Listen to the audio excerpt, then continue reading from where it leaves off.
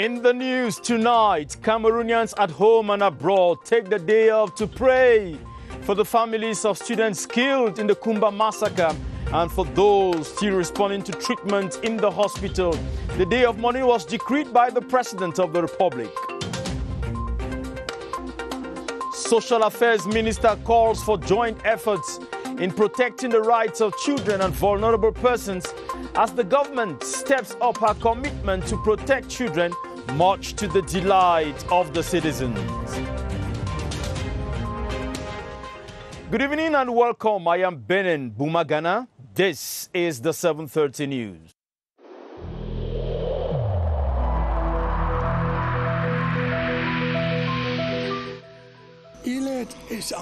Each of us must comply with the measures that have been taken.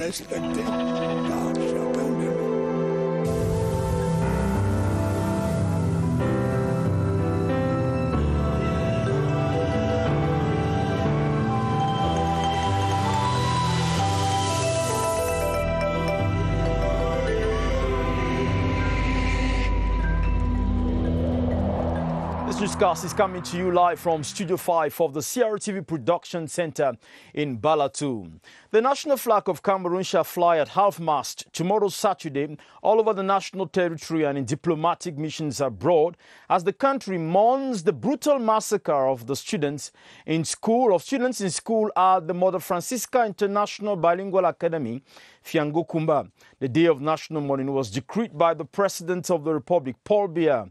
And tomorrow, an interreligious service will be organized at the multipurpose sports complex in Yaoundé to pray for the bereaved families. Constantine Baum is here with a preview of tomorrow's activities.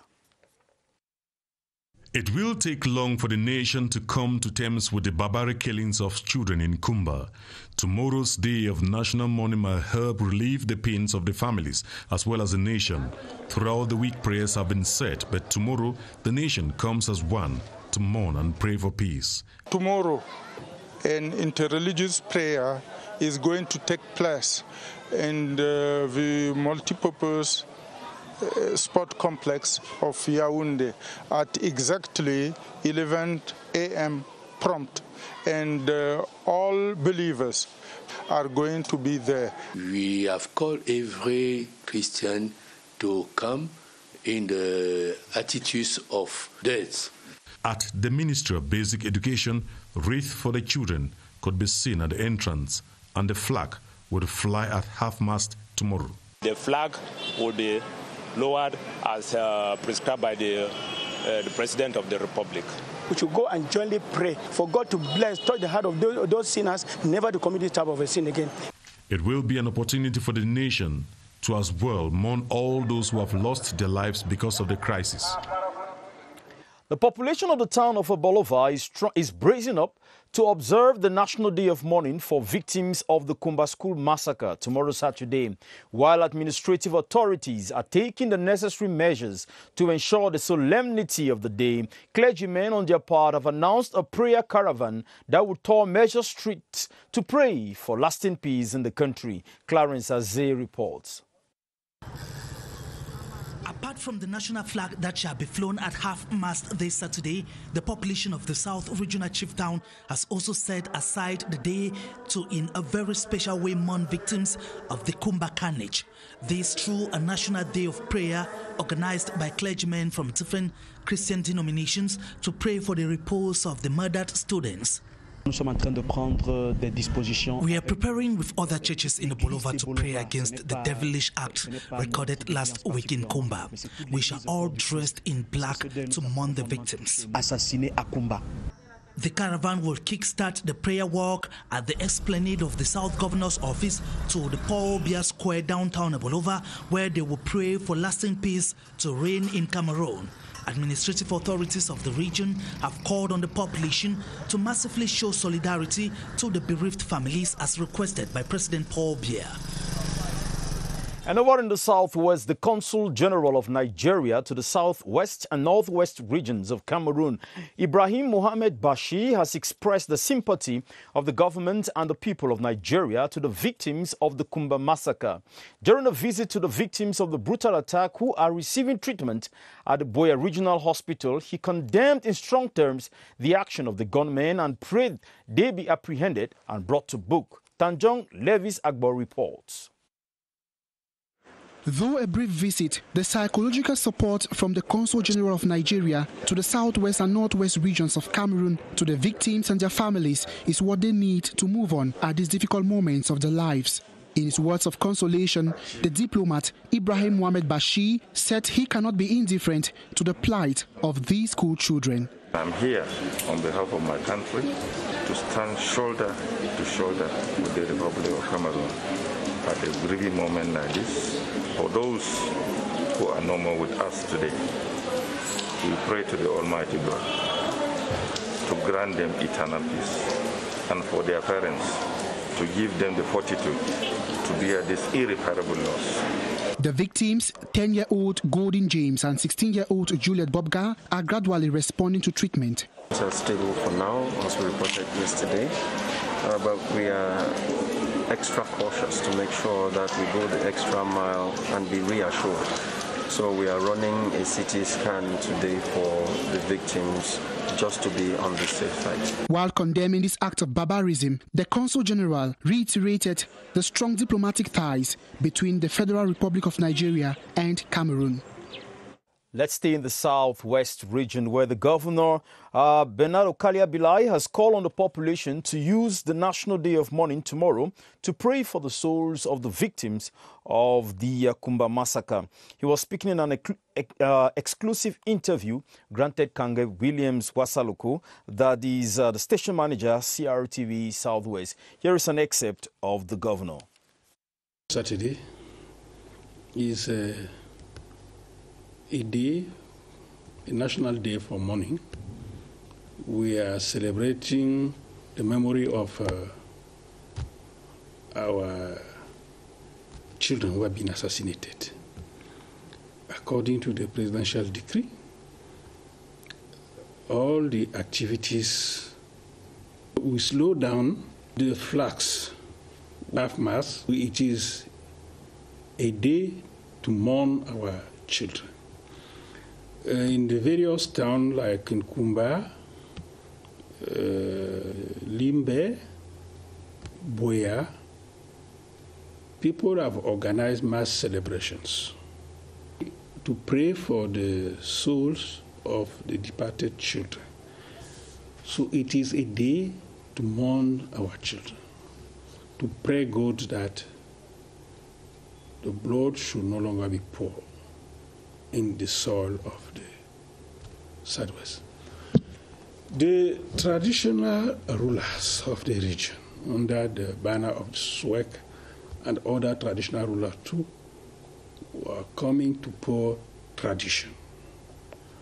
So we are inviting the population to attend the various match services organized in the various localities, to pray sincerely, to pray the Almighty God, to touch the heart of all those who are giving orders to assassinate the population, to assassinate the children. And that is the governor of the Southwest region, encouraging persons living in the Southwest to take the day off tomorrow to pray. The Minister of Social Affairs has called on the public to join efforts in protecting the rights of children and vulnerable persons. At the close of a two-day national colloquium on the protection of the child, Pauline Irene Gene hailed the contributions of participants and stressed that government would do all to address issues affecting children in Cameroon. Romeo Kenya reports. The two-day national colloquium on the social protection of the child in Cameroon has been holding on the theme, access to education for vulnerable children. Participants have been discussing ways of limiting social delinquency of all forms, especially in the school milieu, often motivated by drug consumption. At the closing ceremony, the Minister of Social Affairs said a lot is being done to address the situation. Conclusions and recommendations of the said report are already implemented through the mounting and maturation of 2 projects responding to principal needs on protection identified, notably the project of assistance to children in distress, the project of assistance to socially maladjusted children, which will be implemented next year. Sensitizing the public on the need to protect children, reorganizing extracurricular activities in institutions, and promoting inclusive education featured amongst recommendations. And officials of the Ministry of Basic Education have been outlining the role education plays and the evolution of pedagogies during the COVID-19 pandemic. Officials of the ministry and other stakeholders met today in Yaoundé for the 54th edition of the International Literacy Day, officially observed on September 8th every year. Cynthia Saptala has more details from today's meeting. The 2020 edition of World Literacy Day highlights learning and teaching in a lifelong perspective with focus on youth and adults. Last year, official records revealed that about 40% of Cameroonians were illiterate. Though the current health crisis posed a real threat, authorities reassure that the existence of literacy centers has contributed in bringing down the numbers. We have CAF centers. CAF centers are functional literacy centers that have been put in place and actually partnering with the Ministry of Basic Education to encourage those who have not gone to school to self-develop themselves. We have taken an approach of blended learning. So most of the centers are now encouraged to go digital. In the Fundi division, for example, it is estimated that there are 15 of such multifunctional centers.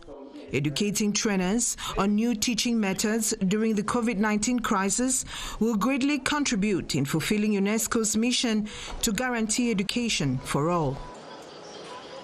Prime Minister Joseph Dion Gute has called on Cameroonians resident in Congo to be worthy ambassadors of their country. He was speaking to separate Cameroonian delegations at the embassy in Congo at the close of the Brazzaville de Gaulle International Colloquium. The delegation included ethnic groups, business persons, and workers of international organizations. Details with Christian Che Atam.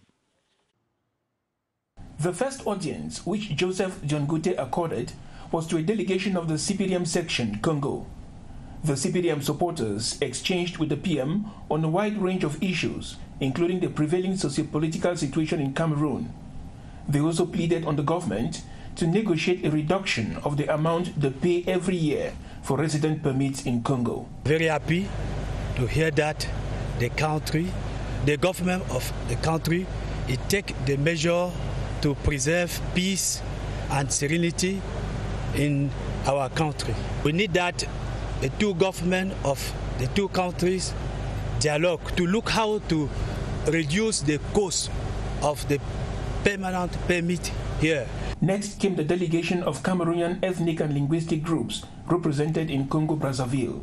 They expressed dismay at the recent killings in Kumba and called on government to track down the perpetrators of the act. As you can see here in Congo-Brazzaville, we say we condemn that voice, and that's whoever that commit that act should be brought to justice. Prime Minister Joseph Dion Gute also received the Association of Cameroonian Business Persons in Congo, as well as Cameroonians working in international organizations based in Brazzaville. Congratulated him and to him the government for all the efforts being done for the needs of the Cameroonian diaspora. Expressed our wish to see a structure, consolidated structure that is formally established to ensure that the Cameroonians from the diaspora, including those of the international organizations, can connect as they need. Joseph Dion Gute called for the total respect of the laws of their host country. He invited them to be worthy ambassadors of Cameroon in all their undertakings and to always be inspired by the motto, peace, work, fatherland. The Electricity Development Corporation, EDC, and the French Development Agency have signed a convention to finance the Deng Deng National Park at Lompanga in the East region. The convention is worth 650 million CFA francs and was signed by the Director General of EDC, Théodore Sangu, and for the French Development Agency by the French Ambassador to Cameroon, Christophe Guilhou. Luma Slim Davis reports. By the terms of the convention, the French Fund for World Environment will put in 650 million francs in a project aimed at improving on the biodiversity of the Deng Deng National Park and to maintain ecosystem services. One of our priorities in the country is the sustainable development of Cameroon. In this regard, forests are one of the key priorities of France in Cameroon. The idea is to have the most balanced development of the country. The gorillas and chimpanzees at the park in the Deng Deng forest will be better protected and conserved, keeping hunters at bay.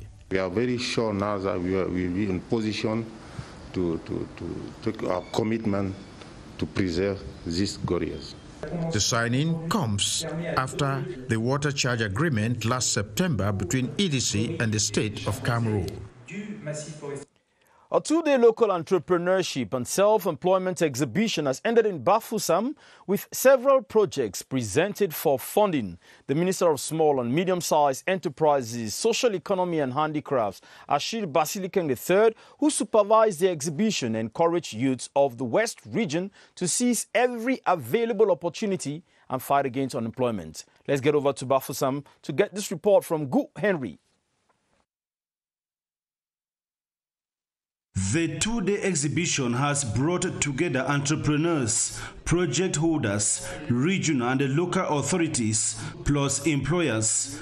The event is marked by workshops, project fairs, B2B meetings, experience sharing, and exchange with experts. The purpose today is to promote the entrepreneurship.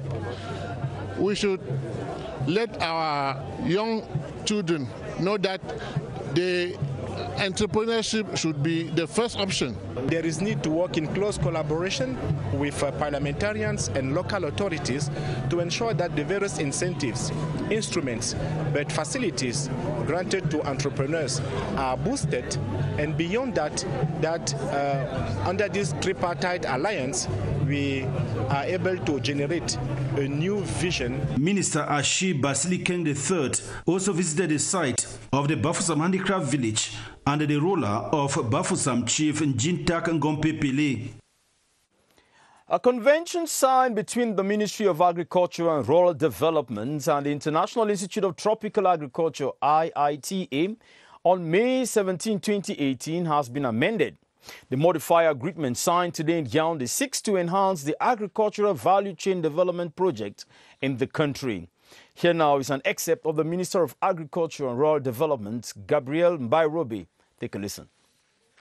Youth employment is a constant concern of the head of state, His Excellency Paul Biya, and this agreement will enable some youth to be an entrepreneur, agro-entrepreneur in Cameroon. They will have training in incubation centers, and after their graduation, they will have support, financial support, material support from the African Development Bank and the government of the Cameroon. It's an opportunity for me to say thank you for the African Development Bank for their support, and to congratulate IITA, our technical partner. Some officials of the Supreme State Audit Office in Yaoundé have taken part in a 5-day capacity building workshop on methodology and management procedures. The seminar, organized under the stewardship of the Minister Delegate at the Presidency in charge of Supreme State Audit, Rose Mba Achafomunda, aims at improving on the verification techniques of participants. Natasha Lehman reports. Inspectors General have a key role to play within the institutions. They ensure governance and effective functioning of services. The 5-day workshop organized by the Supreme State Audit Office will enable them update their skills on verification techniques, methodology, and management procedures. We expect, therefore, that after this seminar, they are going to gain a lot of experience, because this seminar teaches them how to planify their work, how do they plan their work, how to execute the verification or the control, and how to write their reports at the end of the control in such a way, if they were to do their work effectively as being trained here by Consupe, by the time Consupe will come as the external auditor and they, the internal auditor, Consupe will find little fault within that structure, because they will have carried out their work in such a way that where there is any risk, the signal and the risk is corrected by the minister or the governor, as the case will be. While launching the capacity building workshop, the minister delegates at the presidency in charge of the Supreme State Audit Office called on attendees to put into practice what they will learn to enhance professional output.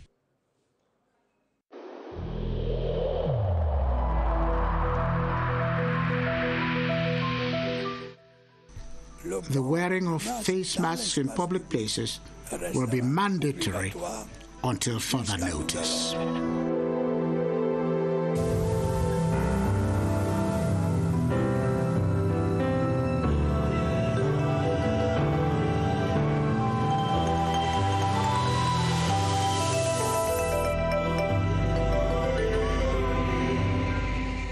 The fight against the coronavirus pandemic continues, and today, health professionals at the Yaoundé Simalène International Airport say one of the challenges they face trying to detect a fake COVID-19 result from an authentic one is that most of these results from Europe are not signed.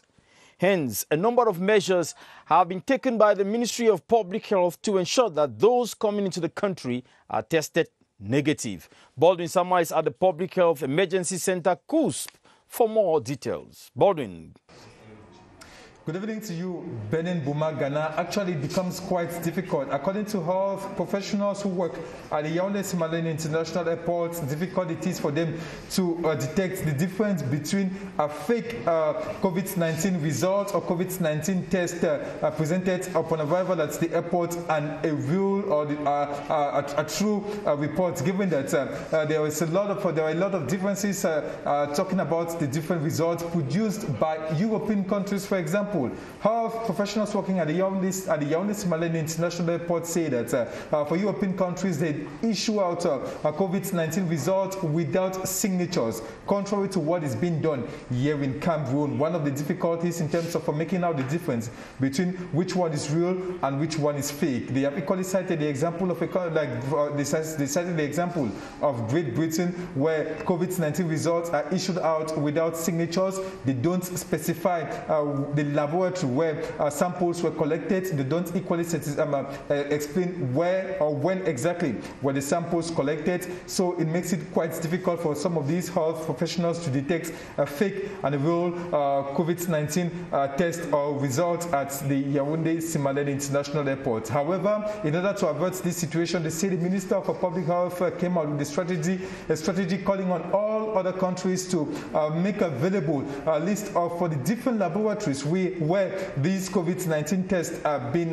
conducted, and equally for the creation of an online platform through which they can make available the different COVID-19 results online for them to be able to detect or check these results. And they insist that at the level of the Yaoundé Simalène International Airport, like any other airport, they are very strict that all these COVID-19 results must fall in line with prescriptions outlined by the government of Cameroon. And if they get to discover that there are some results that do not respect the standards, for example, they go above 72 hours, these persons are subjected to another COVID-19 screening at the Yaoundé Simalène International Airport. And if anybody is tested positive for COVID-19, he or she is isolated and later on taken to a treatment center, COVID-19 treatment center in Yaoundé or in Douala. Those are some of the modalities put in place at our airports to check the coronavirus pandemic. Back to you, Benin Bumagana.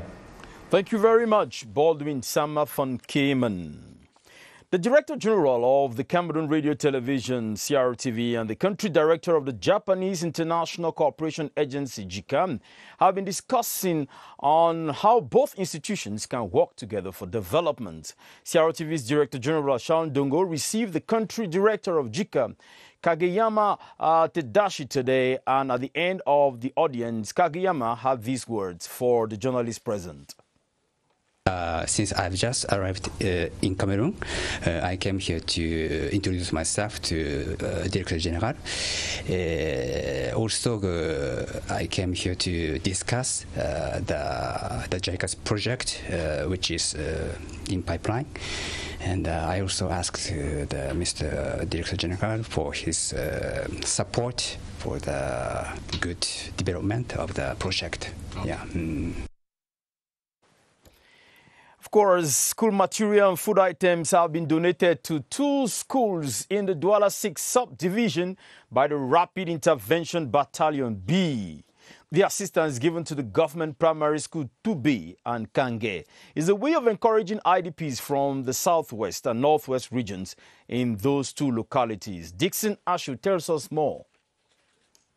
The Douala 6 subdivision with headquarters Manuka is only accessible by navigation. It is made up of islands that constitute different villages. The people have a unique way of constructing their houses due to inadequate land surfaces. Fishing is their main economic activity. A majority of them are Nigerians, but you can also find Ghanaians and people from the southwest and littoral regions.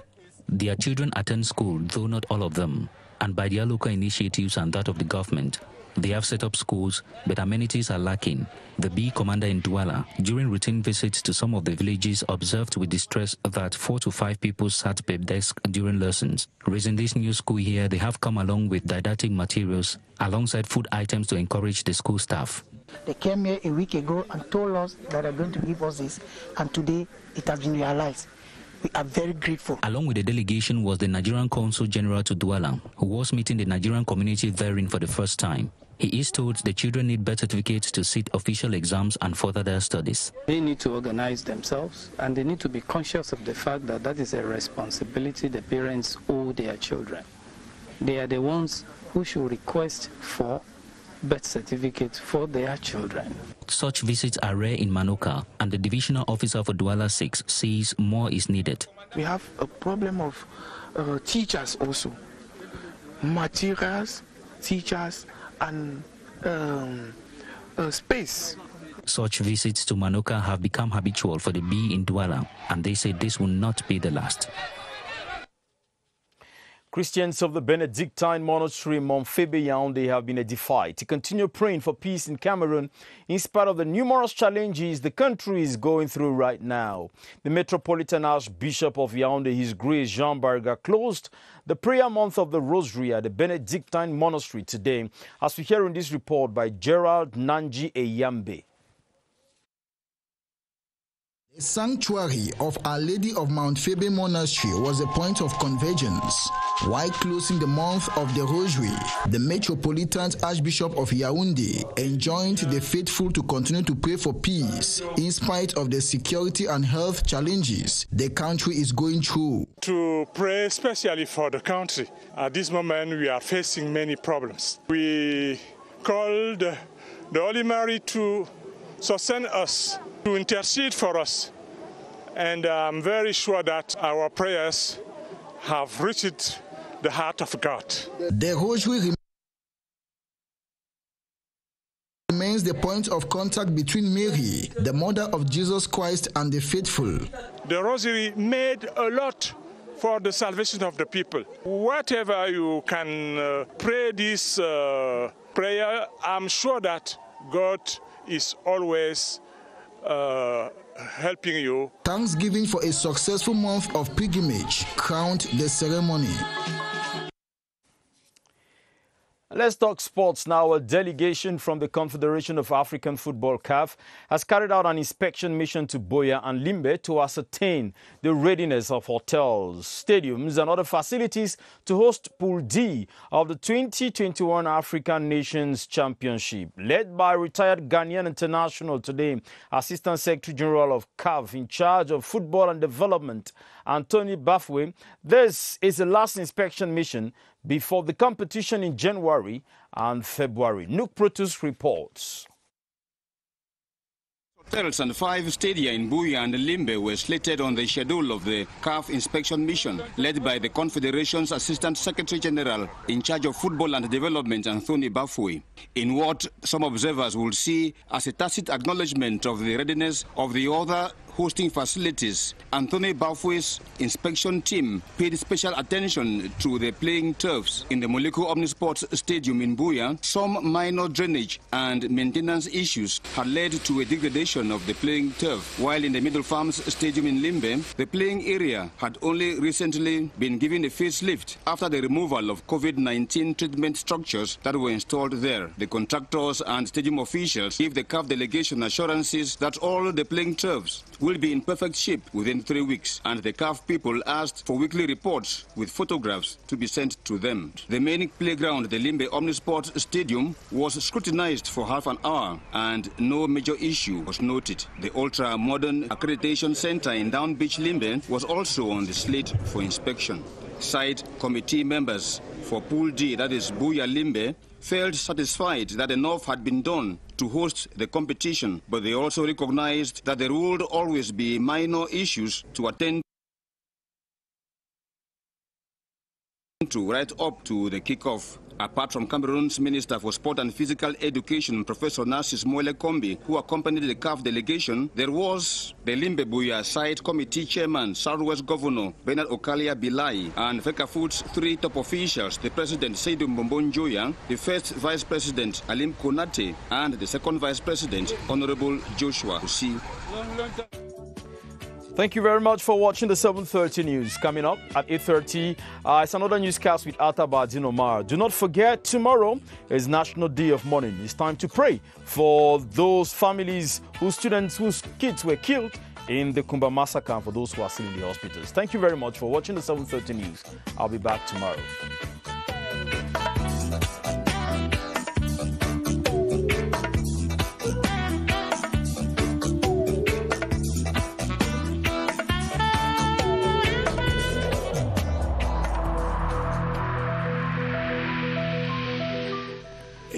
In this connection, we should avoid stigmatizing